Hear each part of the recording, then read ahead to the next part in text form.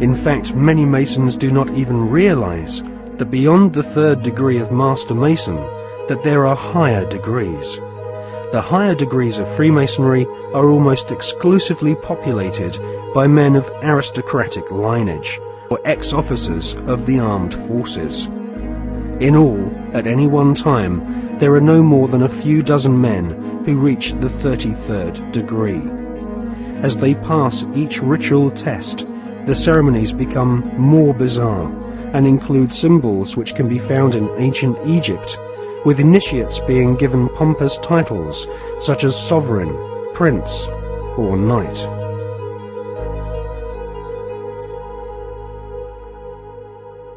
When we see Tony Blair meeting with George Bush Jr., we are actually seeing two knights of secret orders.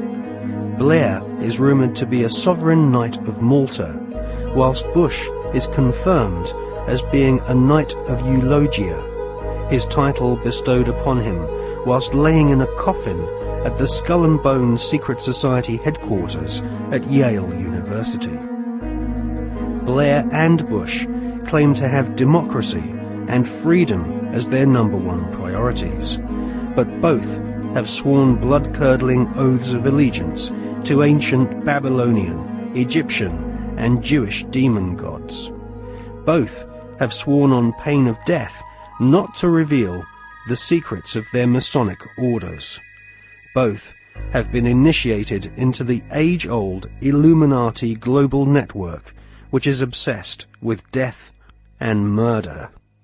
I mean, are we being ruled by politicians who consult with Baphomets and demons? Yes, we are. The way the world is structured is like a compartmentalized pyramid, and it's pyramids within pyramids, like Russian dolls, one doll inside a bigger doll inside a bigger doll. So you'll have a compartmentalized pyramid that is the British government, for instance, where the people at the bottom don't know what the top is really going towards, what the agenda really is. Just as in in a bank, you've got a bank, and the people at the bottom of the bank who take the checks over the counter, they don't know what's going on above them, and they don't know what's going above them. And eventually, in all these pyramids, you have a tiny little number of people at the top that are actually the only people that know how the whole game fits together. Everyone else is just playing their part in ignorance. And so what the Illuminati do is they make sure that only their people, or those that are not a problem to them, will reach those levels of power in which decisions have to be made to push this agenda forward. When people say sometimes, well, you see these people everywhere, you see these one and these one other. No, hold on a second. No, they're at these high positions of power.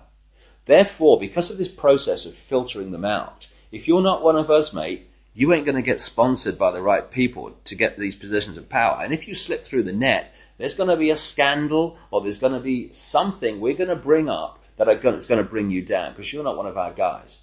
And so therefore, the ratio of people who are into these dark satanic rituals, etc., to positions of real power in the world are very, very high compared with the general population, where it's nothing like as high, of course. And so the question answers itself, in my experience, when people say, do you think the Prime Minister of Britain's involved? And my reply is he the Prime Minister of Britain? Yeah, well, he's involved, particularly Britain, because the reason, you see, that you cannot put a cigarette paper between the British Prime Minister ever and the President of the United States, whether Democrat or Republican, is because both are answering to exactly the same masters. And Blair and Bush, who are gophers, I mean, the real power you don't see. They're just, they're on public display, they're still at gopher level. They are far more terrified of those in the shadows dictating to them than they are of public reaction to them. Because the most that public reaction can do is kick them out. It's not the most that the people in the shadows can do. I was talking years indeed before Blair came to power that Blair was a chosen one and that he would be brought through. and one of his tasks would be to take Britain into the euro, among many other things. And this is why Bush and Blair speak from the same song sheet, because the same people are handing out the song sheets. So yes, absolutely he is involved, and so are the British royal family in horrendous rituals that go on at places like Balmoral. And if what really goes on comes out, and it will, people like Bush and Blair and the British royal family will have to reincarnate many times to complete the sentence.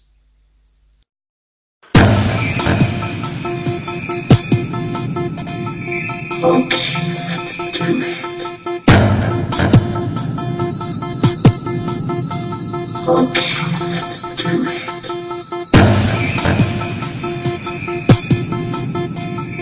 Okay, let's do it. Okay, let's do it.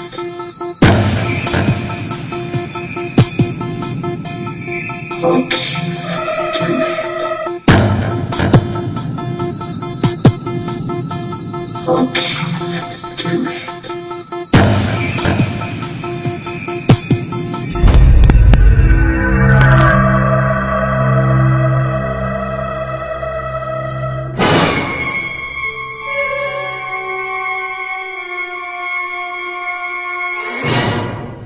I was an FBI agent for 27.5 years.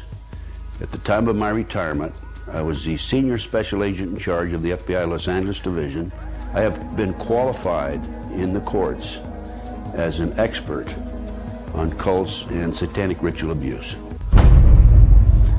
I have information from various sources that judges, law enforcement, prosecutors, attorneys, doctors, and many prominent individuals, including actors, actresses, professional football and baseball players, are involved in these type activities.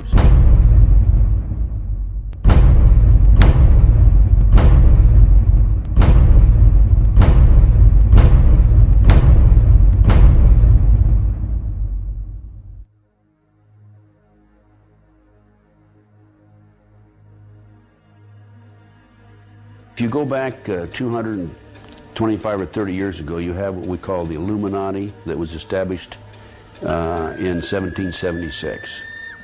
And the goals of the Illuminati, this is all very well documented, are to take over the world.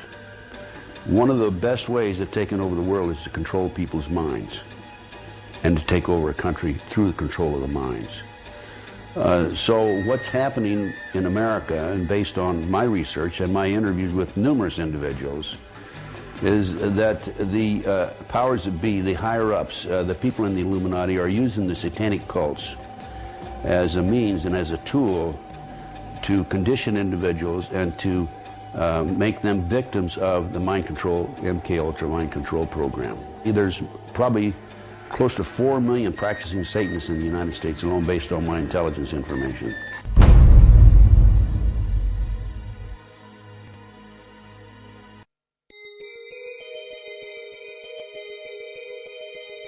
If the many authors on the subject of the occult are correct, and Tony Blair has been initiated into the 33rd degree, then his pseudo-Christian morals will be compromised by the fact that devil worshippers and high-ranking Freemasons have walked through the corridors of power hand in hand for centuries.